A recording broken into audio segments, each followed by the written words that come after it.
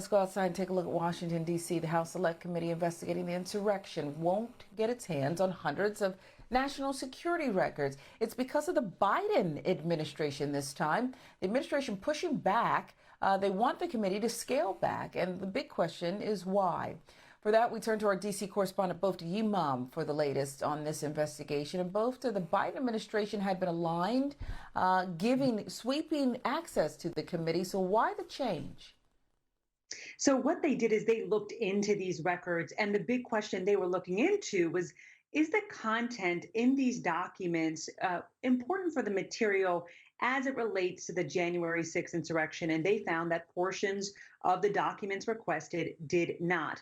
Part of this, Sharon, is also an effort to keep records secret to preserve the confidentiality of discussions around the presidency. So in other words, if it's not going to be important and be valuable to the Select Committee's investigation of the insurrection, then it shouldn't be released. Right now, we know there are 4 separate collection of documents happening, and this kind of drawback isn't uncommon when looking into a release of White House records, White House affairs. But we know in the meantime, Trump continues to work to keep several hundreds of records private himself. He's filed a lawsuit. He wants the Supreme Court to take it up. 2 lower courts have not given him that option. They have declined it. And the House is still seeking documents. This does not mean that things are over by any means.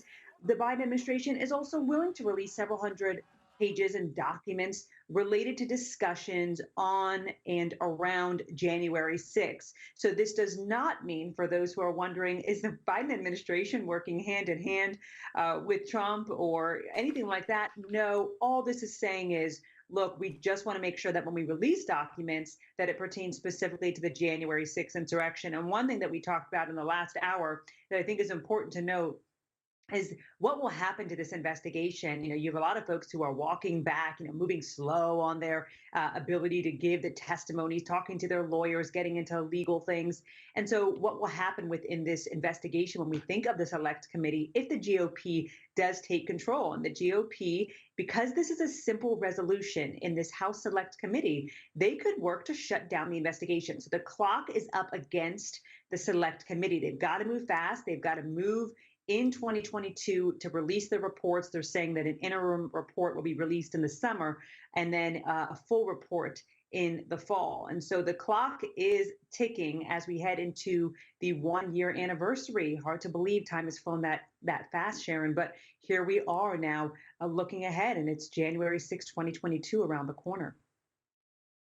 Yeah, they're up against it. You said it, the midterms. Americans also think in sound bites. So how long will the attention span be there if it hasn't faded already? And possession is 9/10 of the law. So who gets that speaker gavel coming up means something. Just this week, Representative Cori Bush reminded folks that she's not letting go of this. So take us through her resolution.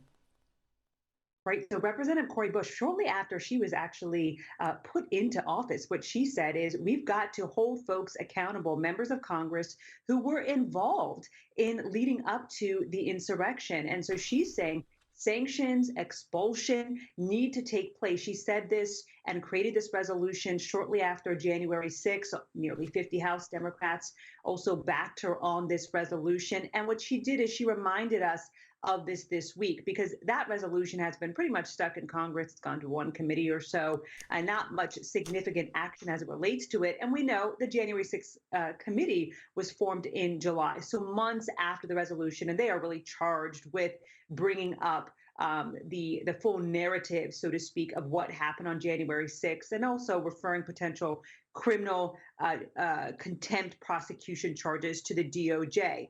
And so she is saying we should commemorate the 1-year anniversary by passing this resolution she created for investigating and expelling members of Congress who helped incite violence on January 6th. Now, in the past 10 days, to her point, the Select Committee has requested Representative Jim Jordan and Representative Scott Perry provide information into the insurrection. Where that will go remains to be seen.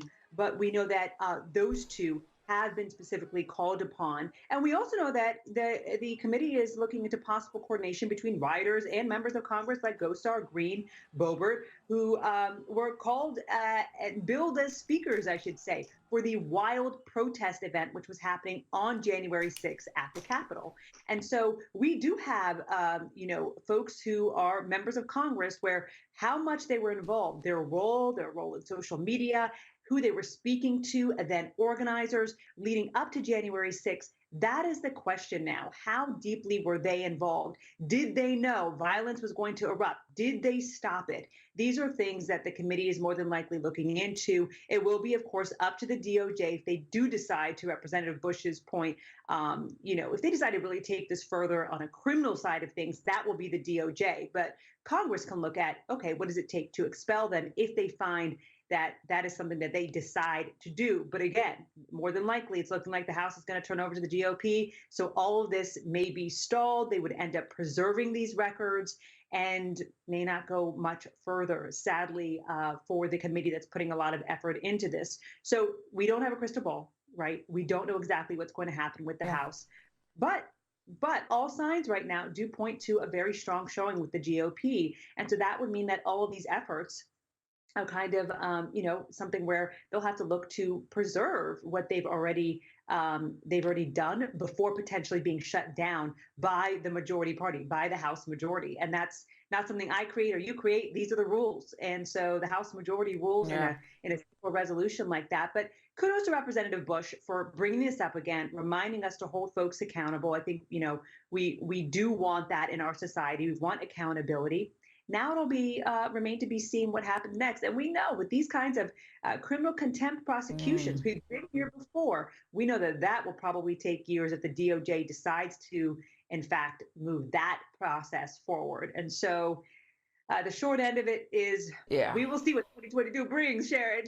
But it's gonna be Yeah, and I interesting. got to tell you, Bofta, I applaud Cori Bush, and I think it's only fitting that a black woman in Congress proposes this because we know there are a different set of rules depending on who you are and what you look like in this country, as this investigation is methodical and thoughtful and very paced, as everyone's due process is protected and noted. And some of these people are contortionists, they're so slippery.